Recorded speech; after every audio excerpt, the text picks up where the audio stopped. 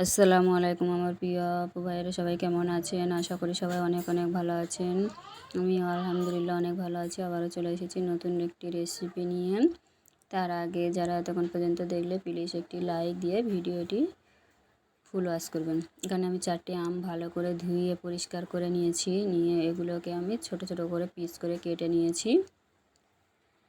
কাটা হয়ে গেছে। এবারে এগুলোকে আমি একদিন রোদে এইভাবে হালকা গায়ের পানিটা মরিয়ে নেব, শুকিয়ে হালকা হালকা।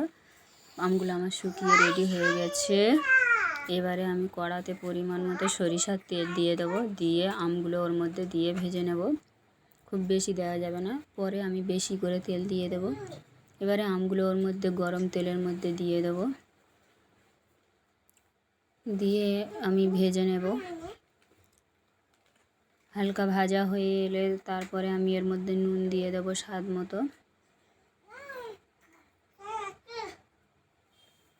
রেসিপিটি যদি ভালো লাগে প্লিজ একটি লাইক দিয়ে ভিডিওটি ফুল ওয়াচ করার অনুরোধ রইল। আর বেশি বেশি করে শেয়ার করে দেবেন ফ্রেন্ড অ্যান্ড ফ্যামিলির সঙ্গে।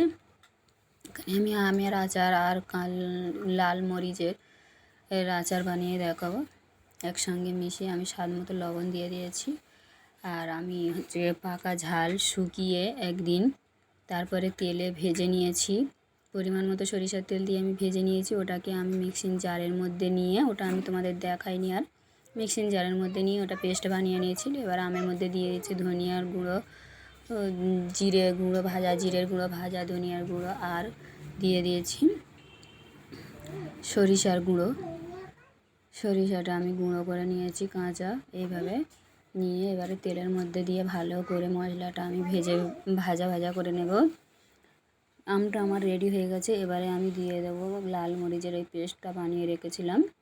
এটা আগে ভেজে নিয়েছিলাম, নিয়ে তারপরে পেস্ট বানিয়ে আমি আমের সঙ্গে দিয়ে দিলাম। ভিডিওটা আমার ডিলিট হয়ে গেছে লাল মরিচের, ওই জন্য আমি ওটা দেখাতে পারিনি।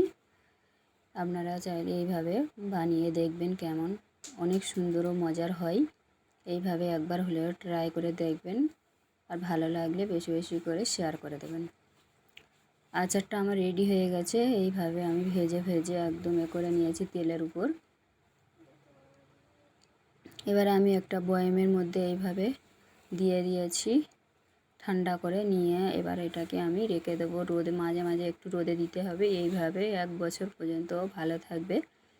আর খুব মজার, ও মুড়ির সঙ্গে, মশলা মুড়ির সঙ্গে, ও ভাতের সঙ্গে, গরম ভাতের সঙ্গে একদম জমে যাবে। ফিরে আসবো নতুন একটি রেসিপি নিয়ে। আল্লাহ হাফেজ।